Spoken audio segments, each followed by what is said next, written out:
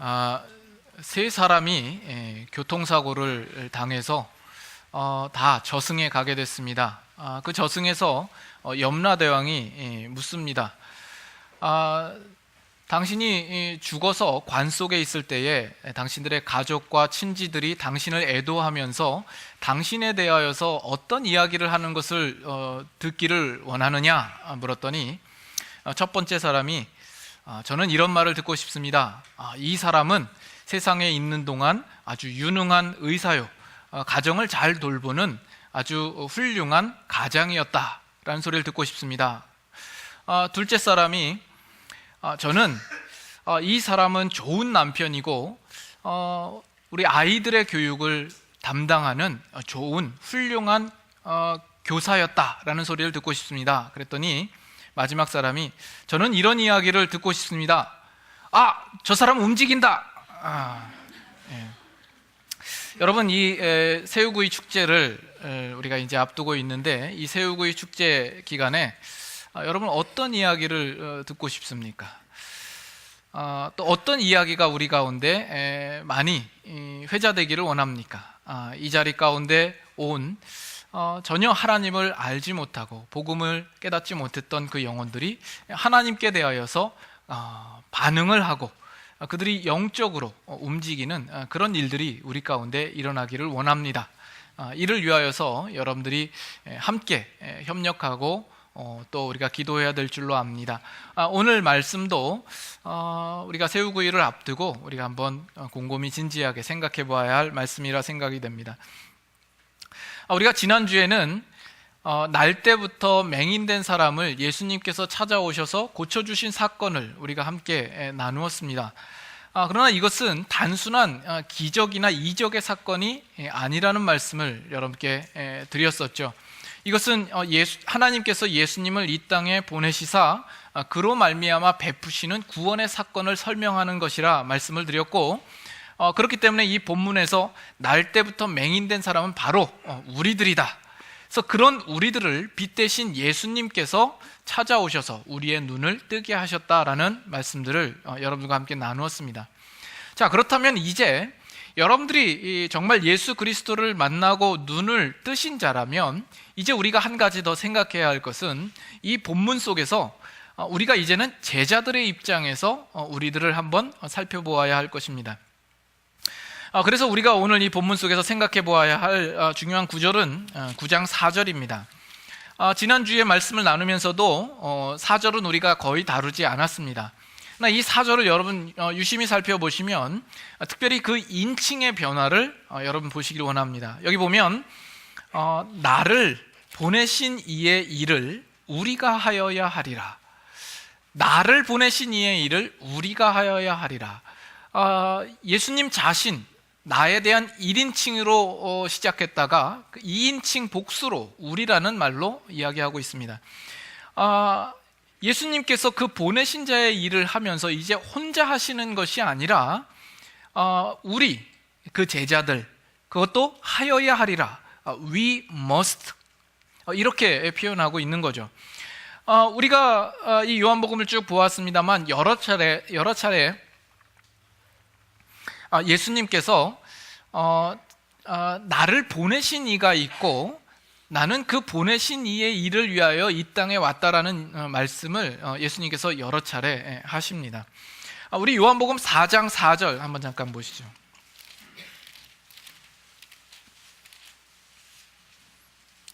요한복음 4장 4절 보시면 예수님께서 그 사마리아를 통과하시는 사건이 나오죠. 거기 4절에 사마리아를 통과하여야 하겠는지라. 여기를 보면 must가 쓰였습니다. 그래서 예수님께서 이 수가성 여인을 구원에 이르게 하는 이 일들에 대하여서 강한 의지와 의무의 뜻을 표하시고 있는 것을 보게 됩니다. 같은 장에 34절로 가시면 예수께서 이르시되, 다 같이 했습니다. 나의 양식은 나를 보내신 이의 뜻을 행하며 그의 일을 온전히 이루는 이것이니라. 그래서 예수님께서 나를 보내신 이의 일을 이루며 그 뜻을 온전히 이루는 이것을 나의 양식으로 삼을 정도로 예수님께서는 하나님의 그 일들을 이루시는 일에 분명한 사명의식을 가지고 있는 것을 보게 됩니다. 그런데 오늘 읽은 이 요한복음 9장에 오게 되면 예수님은 이제 그것이 예수님 혼자만의 사역이 아니라 우리가 하여야 하리라 라고 말씀함으로써 그 일에 제자들도 함께 불러들이고 있는 겁니다. 그래서 제자들과 함께 나누고 제자들과 함께하는 공동사역으로서 말씀하시고 있는 것이죠. 이것은 비단 제자들만의 문제가 아니라 오늘 예수 그리스도를 믿고 또 따르고 있는 오늘 성도된 신자된 우리 모두에게 공통적으로 적용되는 말씀이리라, 이렇게 분명히 우리가 알아야 하겠습니다. 이렇게 놓고 볼 때 우리에게 드는 어떤 생각 또는 의문이 있습니다. 우리는 지난주에 이 날때부터 맹인된 사람을 먼저 찾아오셔서 눈을 뜨게 해주신 분은 유일하신 예수 그리스도밖에 없다라는 이야기를 했습니다. 그 일은 누군가가 가서 가르쳐서 될 일도 아니고 설득해서 될 일도 아닙니다. 우리는 그 눈 뜨는 일에 결정적인 역할을 할 수 있는 사람이 아무도 없습니다. 그렇다면 만일 하나님께서 하나님의 구원을 하나님의 은혜로 하나님께서 독자적으로 주권적으로 그 일들을 이루시는 일이라면 굳이 우리가 그 일에 나서야 할 필요가 없지 않는가라는 생각을 우리는 하게 되는 거죠. 우리가 다 나가서 전도합시다 라고 했을 때 그 하나님이 이미 구원을 얻을 자를 미리 아시고 정하시고 그 일들을 주도적으로 주권적으로 그 일들을 행하신다면, 처음부터 그 일을 하나님께서 하실 것이라면 우리가 이 일들을 위하여서 노력한다고 한들 믿지 않기로 작정된 자가 믿을 일도 없고, 우리가 안 한다고 한들 믿기로 작정된 자가 안 믿을 일도 없지 않느냐? 그러면 우리가 굳이 할 필요가 없지 않느냐라는 생각을 우리는 하게 되더라는 거죠. 그런 생각을 해보셨습니까? 제가 이렇게 이야기하니까 이제부터 생각이 드는 겁니까? 그러나 이런 생각이 드는 우리 자신을 보면 다시 한번 발견하는 것은 우리 인간의 본성이 얼마나 이기적인가 하는 것을 발견합니다. 이것은 성경의 어떤 내용과 비슷하냐 하면 로마서 5장으로 한번 가보겠습니다. 로마서 5장 20절 한번 보시죠. 로마서 5장 20절 찾으셨으면 또 한번 같이 읽겠습니다. 율법이 들어온 것은 죄를 더하게 하려 함이라. 그러나 죄가 더한 곳에 은혜가 더욱 넘쳤나니. 율법이 들어옴으로 말미암아서 범죄를 더하게 만들었습니다. 율법이 없었을 때보다 율법이라는 것이 우리에게 주어지자 그에 따른 우리의 죄책감과 죄에 대한 모습이 더 적나라하게 드러나고 그 범죄가 우리에게 더하여집니다. 그러나 우리의 죄가 그렇게 더 심각하게 느껴졌을 때 하나님의 은혜도 더 크고 풍성하게 우리에게 경험되어지고 느껴지는 겁니다. 하나님의 은혜라는 것이 우리가 범한 죄보다 더 크고 놀랍기 때문에 그런 죄인된 우리들을 하나님께서 구원해 주신 것이죠. 이렇게 이야기를 하면 그 다음에 우리 안에 드는 생각은 뭐냐 하면, 그러면 하나님께서 그 죄인들을 하나님의 은혜로 구원에 이르게 하셨다라면 그 구원에 이른 신자는 앞으로도 그 사소한 범죄를 저지르고 대충 살한다 할지라도 하나님께서 또 은혜로 분명히 이끄시지 않겠느냐라는 생각을 하는 거죠. 이것은 의외로 우리 많은 신자들이 보이지 않게 가지고 있는 생각입니다. 그래서 하나님은 어차피 은혜의 하나님이요 사랑의 하나님이요 우리가 용서를 구하고 회개할 때 죄사함을 주시는 하나님이기 때문에 그렇기 때문에 내가 오늘날 이 땅에 살아가는 삶은 좀 대충 살아도 상관없고 내 마음대로 살아도 얼마든지 용서받을 수 있는 삶이 되지 않겠느냐라는 아주 안일한 신앙 태도를 가지고 사는 그런 신앙의 모습을 많이 갖게 되더라는 것이죠. 이런 이유 때문이서인지 오늘날 신자들이 세상에 나가면 전혀 신자다운 모습을 볼 수가 없고 오히려 세상 사람들보다 더 상식 수준에 미치지 못하고 거짓과 부정과 부패를 행하고 아주 덕스럽지 못한 일들을 더 과감히 담대하게 행하는 일들을 우리는 보게 되는 것이죠. 하나님께서 우리에게 은혜를 주셨음에도 불구하고 우리는 그 은혜에 대하여서 올바로 반응하지 못하고 그 은혜를 어떻게 하면 이용할 수 있을까라는 정도로만 생각하는 우리 인간의 이기적인 본성을 여기서 우리는 보게 되는 것이죠. 이 일에 대하여서 사도 바울이 그 다음에 하는 이야기가 뭡니까? 6장 1절, 그런즉 우리가 무슨 말을 하리요? 은혜를 더하게 하려고 죄에 거하겠느냐? 2절 다 같이 했습니다. 그럴 수 없느니라. 죄에 대하여 죽은 우리가 어찌 그 가운데 더 살리요? 우리가 은혜를 받았다면 더 이상 죄에 거할 수 없다라는 이야기를 합니다. 우리가 정말 하나님의 은혜의 크심과 그 은혜의 놀라움을 우리가 알고 경험한 자라면 우리에게 은혜를 베푸신 자의 그 의도와 목적을 따라서 이제는 죄에서 나오고 죄를 멀리하고 우리에게 은혜를 주신 자의 기뻐하시는 요구를 따라서 살기를 힘써야 되는 것이 마땅하다라는 것이죠.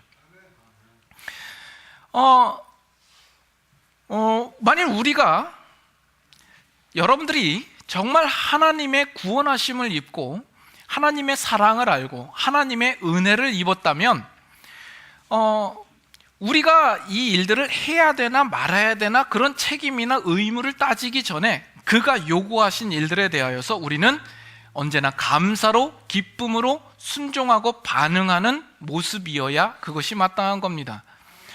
그러나 우리들의 생각은 어떻게 미치냐 하면 이거 하나님께서 은혜로 다 하실 바에야 내가 하지 않아도 되지 않나라는 대로 우리는 생각이 미치는 것이죠. 그것이 우리 안에 여전히 남아있는 인간의 죄된 악한 본성이 있기 때문에 그렇습니다. 우리가 구원을 받았다 하지만 하나님의 사랑이 무엇인지, 그 은혜의 놀라움이 무엇인지를 아직 모르고 있는 거죠. 여러분 한번 생각해 보세요. 하나님이야말로 우리들을 구원하실 이유가 있는 분이십니까? 하나님께서 우리를 구원하셔야 할 어떤 마땅한 책임과 의무가 있으십니까? 죄인된 우리들을 위하여서 자기 아들 독생자 예수를 우리에게 주어야 할 만한 이유가 있습니까? 우리는 죄인이요, 죄인으로서는 당연히 그 죄에 대한 대가를 치르고 죽을 운명에 가는 것이 마땅합니다. 하나님께서 우리를 구원하실 이유가 전혀 없습니다. 그럼에도 불구하고 하나님의 그 크신 사랑과 긍휼로서 우리에게 은혜를 베푸셔서 우리로 구원을 얻게 하신 것이죠. 그렇다면 그 은혜를 받은 자로서는 어떠한 반응을 해야 마땅하냐라는 것입니다. 내가 이 일들을 함으로써 그 사람이 돌아올까 말까 이것을 따지기 이전에, 내가 이런다고 해서 정말 거기에 따른 어떤 결과가 나타날까 안 나타날까를 우리가 생각하기 이전에 우리를 구원하신 그 은혜에 대하여서 우리가 그 요구하시는 자의 기뻐하시는 뜻을 우리가 감사히 순종할 수 있는 그런 마음이 되어야 그것이 정말 은혜를 아는 자의 모습이다라는 것입니다. 그럼 좋습니다. 본격적으로 구체적으로 설명을 한번 해보도록 하죠. 예수님께서 그 보내신 자의 일을 왜 우리와 함께 하여야 한다라고 이야기를 하는 걸까요? 하나님께서 하시고자 하는 일들을 왜 오늘날 저와 여러분들을 함께 그 일들을 하도록 부르시고 있는 걸까요? 예수님께서 자기를 보내신 자의 일이라고 하는 것은 뭡니까? 죄로 말미암아 죽은 영혼들에게 생명을 불어넣어주고 그들의 눈을 뜨게 하는 일일 것입니다. 이것은 예수님만이 가능하신 일이고 예수님 혼자서도 하실 수 있는 일입니다. 근데 왜 제자들과 우리들까지 그 일에 함께하게 하는 것이냐라는 겁니다. 성경에도 보면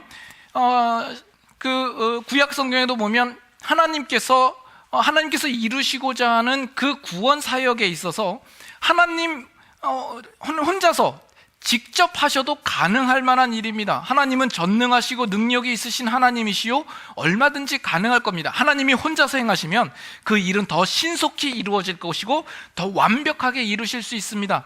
그런데 하나님께서는 많은 믿음의 사람들을 세우기도 하시고 선지자를 보내시기도 하시고 또 여러 나라들을 들어서 사용하시기도 하시는 거예요. 왜 번거롭게 사람의 손과 발과 인생을 사용하시는지, 또는 여러 주변의 민족들을 사용하시는지, 그 이유가 뭘까요? 두 가지로 설명할 수가 있습니다. 첫째는 하나님께서 믿지 아니하는 자를 부르실 때에 하나님께서 그 사람에게 단지 믿음을 구원을 틱 던져주는 것으로 하나님께서는 원하시는 것이 아니라 그 사람이 하나님을 인격적으로 알고 자발적으로 하나님 앞에 항복하는 모습이 되어지기를 원하시기 때문에 그렇습니다. 이런 것과 같습니다. 최면술사가 자기가 사랑을 받고 싶은 거예요. 근데 자기에 대하여서 전혀 관심이 없는 이성에게 가서 그 이성에게 최면을 걸어서 나를 사랑하게 만듭니다. 그러면 그것이 사랑입니까? 그것은 체면술사에 의하여서 그저 이용당하는 것일 뿐인 겁니다. 하나님께서 우리 믿지 않는 자를 구원하실 때 믿지 않는 영혼들에게 그런 구원을 원하시는 것이 아니라 하나님께서는 그 사람의 상황과 또 주변의 여러 사람들을 사용하시고 또 여러 가지 일들을 만나게 하사 그 사람 스스로가 하나님을 발견하게 하고 하나님이 누구신가를 알게 하고 하나님의 사랑이 어떠한가를 알게 하사 그 마음 스스로가 자발적으로 하나님께 대하여서 항복하며 그 사랑을 표현할 수 있는 모습으로 돌아오기를 하나님은 원하시기 때문이다라는 겁니다. 이것이 하나님께서 우리와 함께 그 일들을 하도록 하기 위한 하나의 목적입니다. 그러면 두 번째로 하나님께서 하셔야 하는 그 구원의 사역에 우리들을 함께하는 이유는 또 무엇입니까? 하나님의 목적이 단순히 믿지 아니하는 그 영혼들을 구원에 이르게 하는 그 일에만 목적이 있는 것이 아니라 이미 구원을 얻은 우리 성도들을 향하여서도 하나님께서 더 큰 목적을 가지시고 있기 때문에 그렇습니다. 저와 여러분들을 하나님께서 구원의 그 큰 역사를 이루시는 일에 함께 초대하고 있고 그 과정을 함께 밟게 함으로써 하나님의 위대하심을 우리로 알려주게 하시고 또 하나님의 일하심과 우리에게 베푸신 그 구원의 경륜의 크심을 우리로 알게 하시기 위함입니다. 그러므로써 우리 안에서도 자람과 성장이 있기를 바라시는 것이죠. 또 그것이 전혀 불가능한 일인 것 같아 보여도 그 일들을 이루심으로써 그 일이 성취되었을 때에 그 성취에서 나오는 그 기쁨과 감격과 그 승리와 영광을 우리들도 함께 참여하고 함께 누릴 수 있게 하기 위한 하나님의 목적이 있기 때문에 그렇습니다. 별로 감동이 없으신데 여러분 지금 이제 메이저리그 월드 시리즈가 이제 곧 시작이 되죠.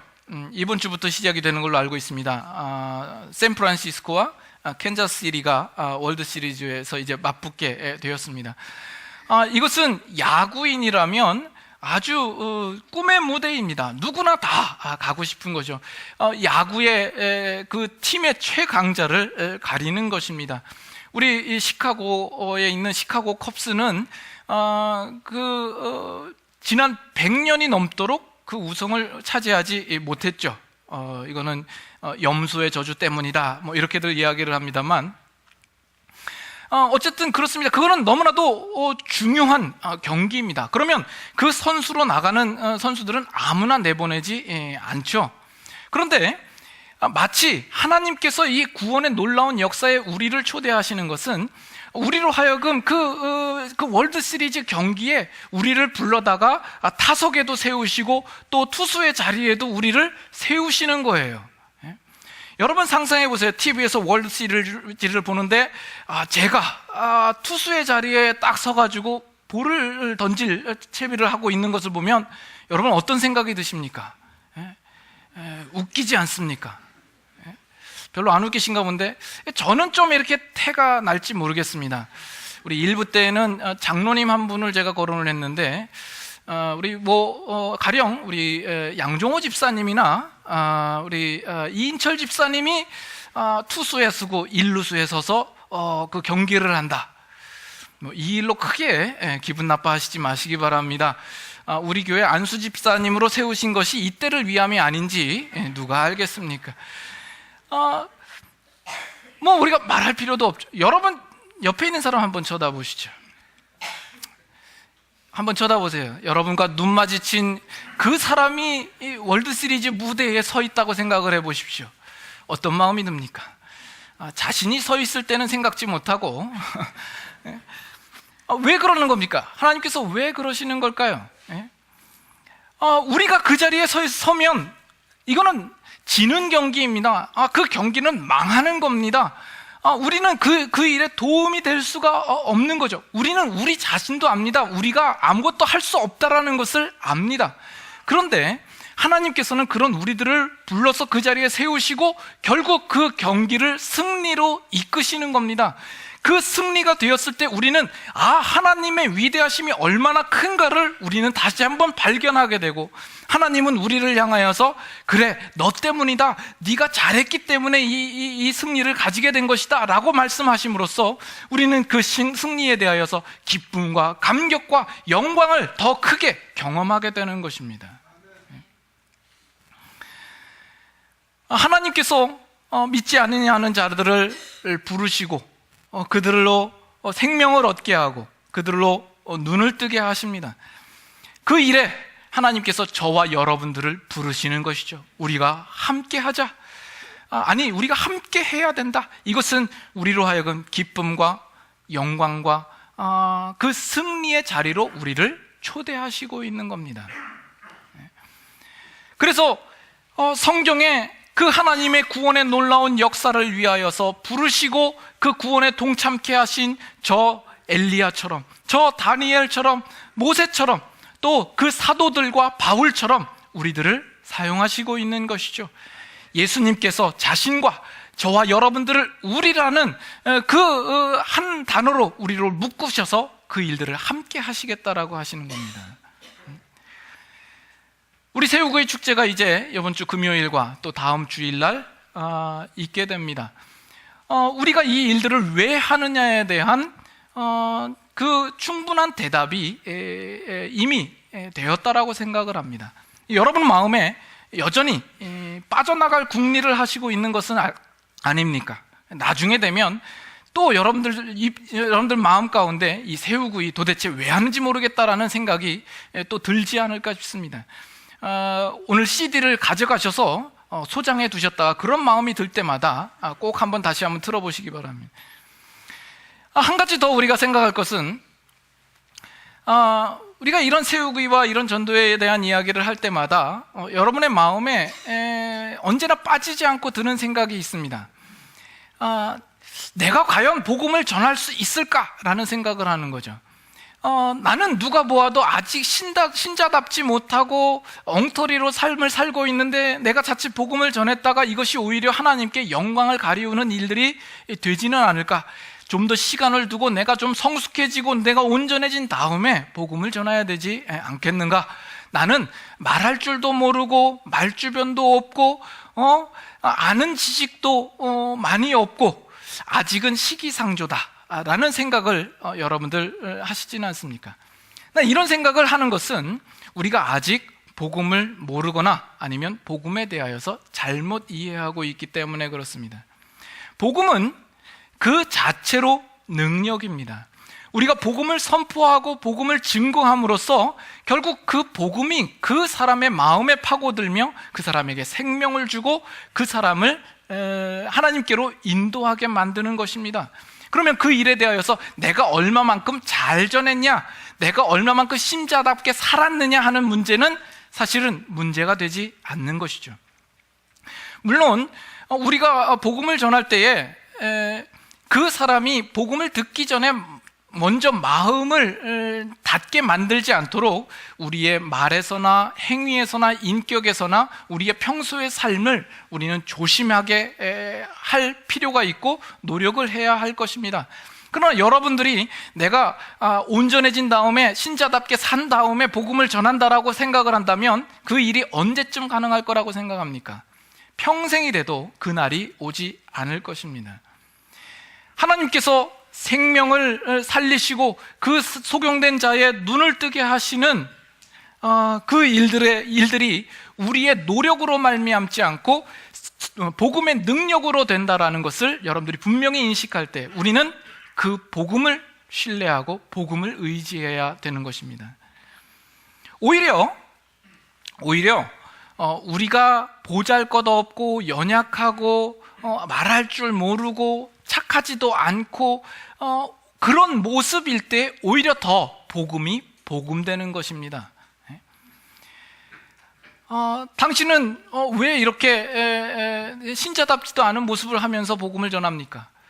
당신의 말이 맞습니다. 나는 여전히 부족합니다. 내 마음에 아직 악이 있고 아직 죄가 있고 아직 온전히 해결되지 못한 모습이 있습니다. 그런데 그런 나조차도 하나님께서 긍휼히 보시며 구원을 허락하여 주시니 이것이 얼마나 더 큰 복된 소식입니까? 우리가 이 일들을 담대히 말할 수 있어야 됩니다.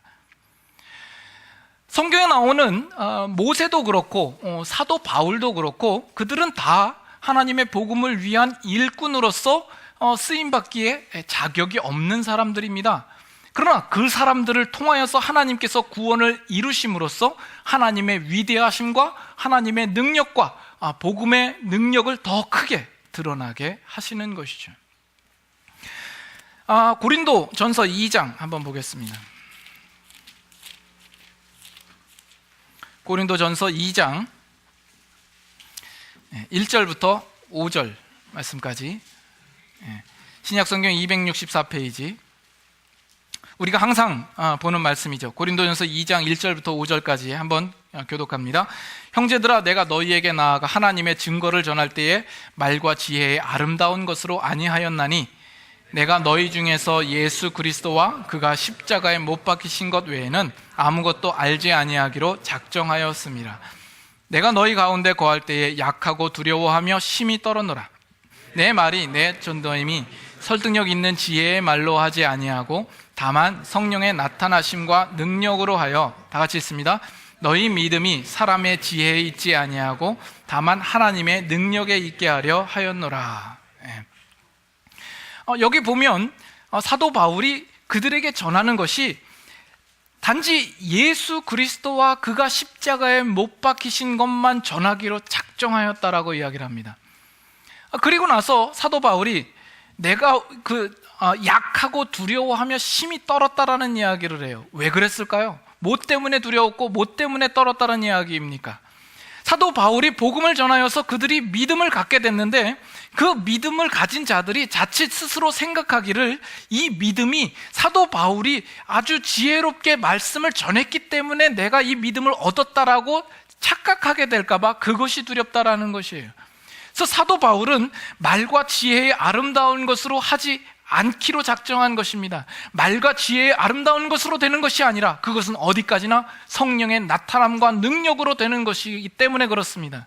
그렇기 때문에 그 믿는 자들도 말에 자신의 믿음이 사람의 지혜에 있지 아니하고 오직 성령의 능력에 있음을, 하나님의 복음의 능력에 있음을 그들로 알게 하기를 원한다라는 이야기를 하는 겁니다. 그래서 이번에 새우구이 축제에 제가 말씀을 전해야 되는 입장에서 상당히 어떤 면에선 저도 부담이 되고 또 고민하며 기도하며 또 준비를 하고 있습니다. 근데 우리가 이제 새우구이를 앞두고 이제 특별사역 개발원하고 함께 이야기를 나누는 자리가 있습니다. 그러면서 이번에 새우구이의 컨셉은 우리가 어떤 이벤트 위주로 아주 이렇게 화려하고 좋은 것으로 하지 않기로 했습니다. 어떻게 하면 이 교회에 오는 사람들로 하여금 이 교회에 대한 인상을 아주 좋게 할까? 이렇게 하지 말자, 이렇게 이야기를 했습니다. 우리가 프로그램을 만들고 아주 좋게 하는 일이라면 사실 그것은 지금도 많은 교회들이 그 일들을 하고 있고, 우리 교회보다 규모가 크고 잘하는 교회는 아주 멋들어지게 더 잘한다라는 것이죠. 그러나 거기에는 어디를 찾아봐도 진짜 복음이 전해지지 않는 그런 병폐를 우리가 본다라는 겁니다. 그렇기 때문에 우리가 좀 역발상으로 오는 사람에게 이 자리에서 복음의 엑기스를 전할 수 있는 그런 세우기가 되어보자 라는 대로 취지를 모았습니다.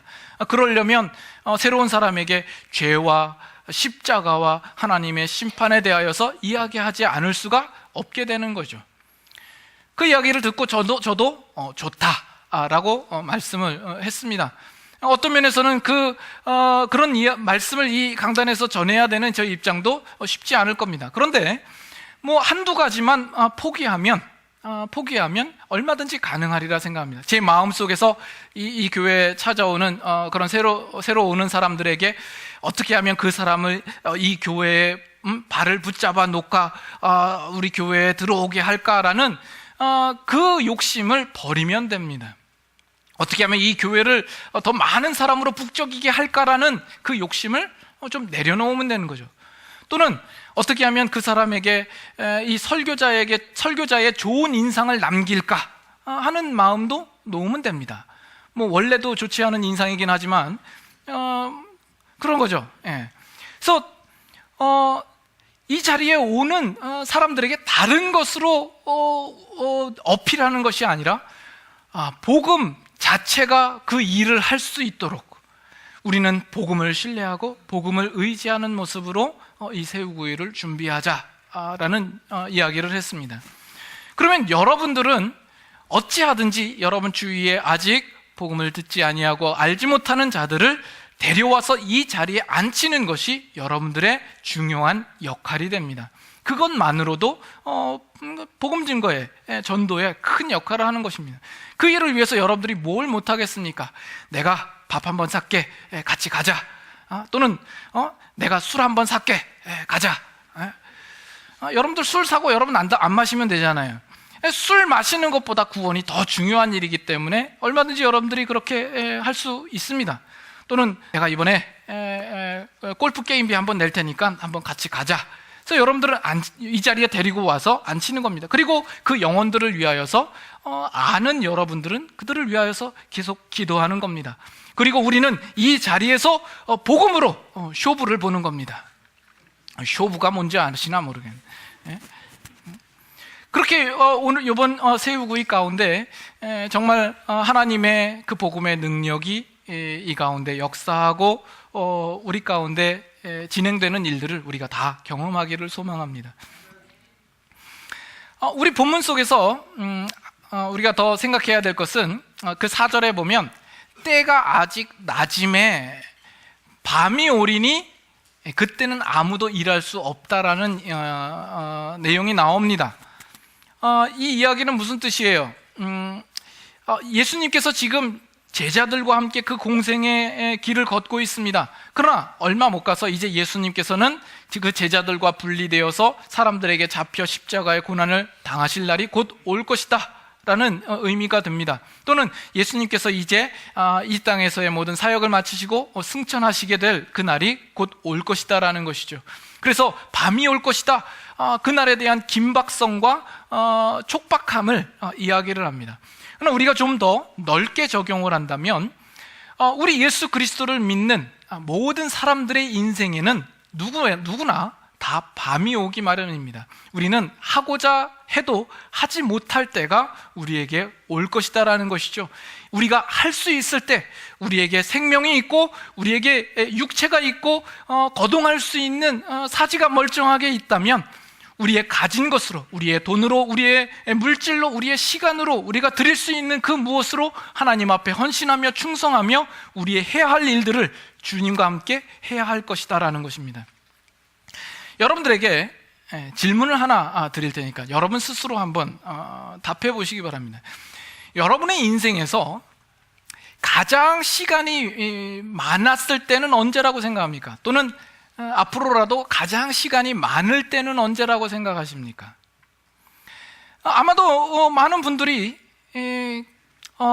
과거에 젊었을 때, 대학생 때 또는 싱글로 있을 때가 가장 시간이 많았겠다라는 생각을 여러분들 하실 겁니다. 그러면 그 시간이 많을 때에 여러분들은 정말 하나님을 위하여서 하나님께 헌신하며 열정을 가지며 하나님의 일들을 위하여서 힘쓰셨습니까? 그렇지 않죠. 그때는 무슨 생각을 했어요? 지금은 노느라고 바쁘니까, 지금은 연애하느라고 바쁘니까, 지금은 공부해야 되고 취업을 준비해야 되니까 그 일들을 다 나중으로 미뤘죠. 나중에 직장도 얻고 가정을 이루고 나면 그때 한번 생각해 보자. 그래서 여러분들은 지금 가정도 이뤘고 직장도 가지고 있습니다. 그런데 여러분들은 지금 또 무슨 생각을 하냐면, 지금은 일하느라고 바쁘고 좀 더 돈을 벌어놓고 안정되고 나면 아이들을 교육시켜서 대학교까지 졸업시키고 나면 그 아이들을 시집장가를 보내놓고 나면 그때는 좀 지금보다는 시간이 많으니까 그때로 그 시간을 미루고 있지는 않습니까? 그러다가 여러분 나중에 가면 또 무슨 이야기를 하냐면, 내가 이제는 은퇴도 했고 더 이상 머리도 돌아가지 않고 힘도 없으니까 그런 일들은 젊은 사람 시키자. 이 얘기가 꼭 나옵니다. 꼭 나옵니다. 우리는 언제나 밤이에요. 하나님의 일들을 위해서는 우리는 언제나 밤이에요. 내 인생과 내 소원하는 것과 내 가정을 위해서는 여러분은 평생을 사시면서 하나님의 일들을 사용하는 일들에 있어서는 항상 시간이 없다라는 핑계가 있죠. 언제나 하나님 앞에 헌신할 그 기회가 없는 거예요. 여러분의 인생은 언제나 밤이에요. 아직도 어두운 밤인가 봐. 전영록의 전영록 씨가 이렇게 말씀을 하지 않습니까? 우리는 하나님을 사랑한다라고 입버릇처럼 이야기를 합니다. 여러분 마음 가운데 하나님을 나는 사랑하고 있다라고 생각하시죠. 그러나 우리의 인생에서 한 번도 하나님을 향하여서 헌신된 마음을 가져본 적이 없어요. 이사야의 고백처럼 주여 내가 여기 있나이다, 나를 써주소서, 당돌하지만 감히 하나님 앞에 이렇게 써달라는 고백을 해본 적도 없고, 사도 바울처럼 나의 달려갈 길과 주 예수께 받은 사명 곧 하나님의 은혜의 복음 증거하는 일을 마치려 하면은 나의 생명을 조금 더 귀한 것으로 여기지 아니합니다 라고 여러분들이 사도 바울과 같은 고백을 해본 적도 없지 않습니까? 이 말씀이 우리에게 하시는 말씀이 아닙니까? 곧 그 밤이 옵니다. 진짜 하고 싶어도 할 수 없는 때가 온다라는 거죠. 여러분의 인생은 아직 낮이 아닙니까? 여러분, 이 교회가 있는 이유가 무엇입니까? 오늘날 이 땅 가운데 하나님께서 교회를 남겨두신 이유가 무엇입니까? 여러분들이 생각하는 신앙생활이라는 거는 뭐예요? 여러분들이 생각하는 신앙생활은 이렇게 주일날마다 빠지지 않고 교회에 나와서 예배 드리는 정도로 인식합니다.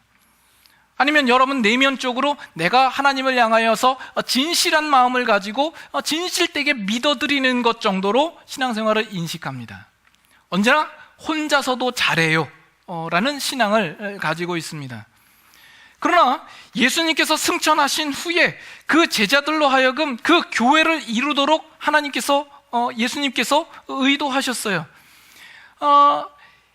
그 교회를 이루시고 하나님께서는 그 일들을 이루어 가시는 거예요. 지금까지 역사 속에서 그 교회는 면면이 이어져 오고 있습니다. 그리고 예수님께서는 그 교회의 머리가 되시고 그 교회를 예수님의 몸으로 삼으신 겁니다. 그러면 머리가 가는 곳에 몸이 가지 않을 수가 없죠. 머리가 명령하는 일을 그 몸이 순종하지 않을 수가 없죠. 예수님께서 나를 보내신 이의 일을 행하시기를 원하셨다면 오늘 교회도 예수님과 같이 그 일들을 감당해야 하는 것입니다. 그래서 예수님께서 오늘 본문 말씀에 우리가 함께 하여야 하리라, 예수님께서 우리를 몸으로써 묶으셔서 그 일들을 우리와 함께 하시기를 원하신다는 겁니다. 결국 여기에 제자들은 예수님께서 승천하신 이후에도 사도행전을 보면 그들이 교회를 이루어서 예수님이 하시던 그 일들을 계속 진행하지 않습니까? 모든 사람에게 가서 복음을 증거하고 그들의 눈을 뜨게 하고 그 죽은 영혼들에게 생명을 불어넣는 그 일들을 감당합니다. 오늘날 우리가 사는 이 시대 속에서도 하나님의 구원의 역사는 계속되고 있습니다. 그 일들에 저와 여러분들을 하나님께서 부르시고 있는 것입니다. 우리가 함께 하자고 여러분들을 통하여서 그 생명이 없는 자들에게 생명을 주고 장님된 자들에게 눈을 뜨게 하고, 뿐만 아니라 여러분들도 그 하나님의 놀라우신 구원의 역사가 얼마나 큰지를 함께 경험하게 하고 그 승리의 감격과 그 영광을 함께 경험하도록 저와 여러분들을 부르시고 있는 겁니다. 요한복음 9장 다시 한번 가셔서 9장 4절을 우리에게 읽고 마치도록 하십시다. 요한복음 9장 4절, 여러분들이 예수님 곁에 서 있는 제자된 심정으로 이 말씀을 들으실 수 있기를 바랍니다. 4절 다 같이 한번 읽습니다. 때가 아직 낮음에 나를 보내신 이의 일을 우리가 하여야 하리라. 밤이 오리니 그때는 아무도 일할 수 없느니라. 이 말씀을 명심하실 수 있기를 바랍니다. 함께 같이 찬양하겠습니다.